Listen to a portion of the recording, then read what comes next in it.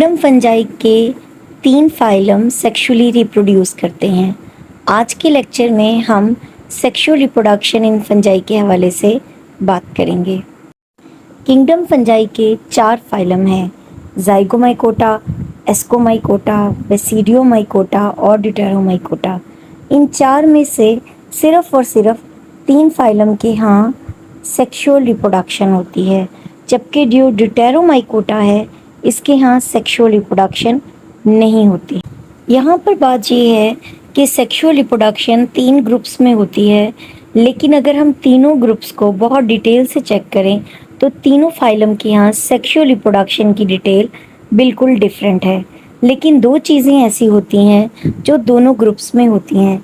एक होता है फ्यूजन ऑफ हैप्लॉइड न्यूक्लियाई, ये लाजमी तौर पर होता है, और उसके बाद दूसरी होती है मियोसिस। मियोसिस की वजह से during the sexual reproduction fungi इस काबिल होती है कि वो हैप्लॉइड स्पोर्स को बना सके। सेक्सुअल रिप्रोडक्शन में सबसे पहले 2 डिफरेंट फंजाई की स्ट्रेन्स आमने सामने आती हैं। फंजाई में एक स्ट्रेन को हम पॉजिटिव स्ट्रेन कह सकते हैं और दूसरी स्ट्रेन को हम नेगेटिव स्ट्रेन कह सकते हैं। जब फंजाई की 2 डिफरेंट स्ट्रेन्स आमने सामने आती हैं तो सबसे पहले उनके जो साइटोप्लाज्म है वो आपस में फ्यूज़ कर जाते हैं। फ्यूजन ऑफ साइटोप्लाज्म को हम प्लाज्मोगैमी कहते हैं। प्लाज्मोगैमी के बाद होती है कैरियोगैमी। कैरियोगैमी कहते हैं फ्यूजन ऑफ न्यूक्लियस को। कैरियो का लफ्ज़ न्यूक्लियस को रिप्रेजेंट कर रहा है। कैरियोगैमी के बाद जब 2 न्यूक्लियस आपस में मिल जाते हैं तो जो सेल बनता है उसको हम ज़ाइगोट कहते हैं। ज़ाइगोट के अंदर मियोसिस होती है और मियोसिस की वजह से हैप्लॉइड स्पोर्स बनते हैं। यहाँ पर जो सबसे अहम बात मद्देनज़र रखने वाली है वो ये है कि फंजाई की डिफरेंट इकसाम डिफरेंट किस्म के स्पोर्स बनाती हैं और फंजाई की डिफरेंट इकसाम अपने डिफरेंट किस्म के रिप्रोडक्टिव स्ट्रक्चर्स भी बनाती हैं। जैसे कि एस्कोमाइकोटा के यहाँ जो रिप्रोडक्टिव स्ट्रक्चर बनता है इसको हम एस्कोकार्प कहते हैं। इस एस्कोकार्प के यहाँ ये स्पेशल किस्म की थैलियाँ बनाती है जिसको हम एस्काई कहते हैं, और इस एस्काई के अंदर ये अपने स्पेशल किस्म के स्पोर्स बनाती है जिसको हम एस्कोस्पोर्स कहते हैं। अगर हम बेसिडियोमाइकोटा की बात करें तो बेसिडियोमाइकोटा के यहाँ जो रिप्रोडक्टिव स्ट्रक्चर्स बनते हैं उनको हम बेसिडियोकार्प कहते हैं। बेसिडियोकार्प के यहाँ स्पेशल जो स्ट्रक्चर्स बनते हैं उनको हम बेसिडियम कहते हैं। उस बेसिडियम के ऊपर बेसिडियोस्पोर्स बनते हैं। यहाँ पर जो बात सबसे ज़्यादा अहम है वो ये है कि एस्काई के अंदर स्पोर्स बनेंगे एस्कोस्पोर्स, जबकि बेसिडियम के ऊपर बनेंगे स्पोर्स जिनको हम कहेंगे बेसिडियोस्पोर्स। सेक्सुअल रिप्रोडक्शन में फंजाई के हवाले से अहम बात ये है कि उसके जो 2 फाइलम हैं एस्कोमाइकोटा और बेसिडियोमाइकोटा, इनके यहाँ प्लाज्मोगैमी यानी कि फ्यूजन ऑफ साइटोप्लाज्म हो जाता है। प्लाज्मोगैमी के फ़ौरन बाद इनके यहाँ कैरियोगैमी नहीं होती, बल्कि प्लाज्मोगैमी के बाद इनके यहाँ एक ऐसा हाइफी बन जाता है जिसके पास 2 डिफरेंट किस्म के न्यूक्लियस होते हैं।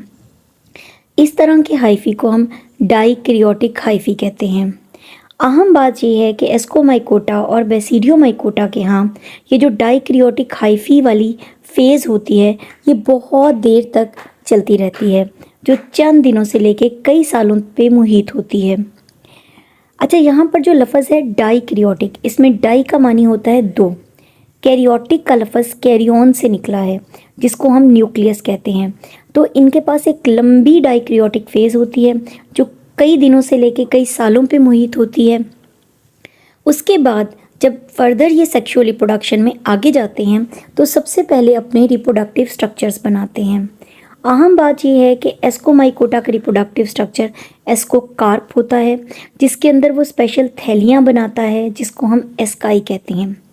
बेसिडियोमाइकोटा का रिप्रोडक्टिव स्ट्रक्चर बेसिडियोकार्प होता है जिसमें बेसिडियम बनते हैं। जब ये स्ट्रक्चर्स बन जाते हैं तो फिर वहाँ पर जो 2 डिफरेंट किस्म के न्यूक्लियस हैं वो मूव कर जाते हैं और उन दोनों न्यूक्लियस की आपस में फ्यूजन हो जाती है। इस फिनोमिना को हम कैरियोगैमी कहते हैं। अगेन कैरियो का लफ्ज़ न्यूक्लियस को रिप्रेजेंट कर रहा है।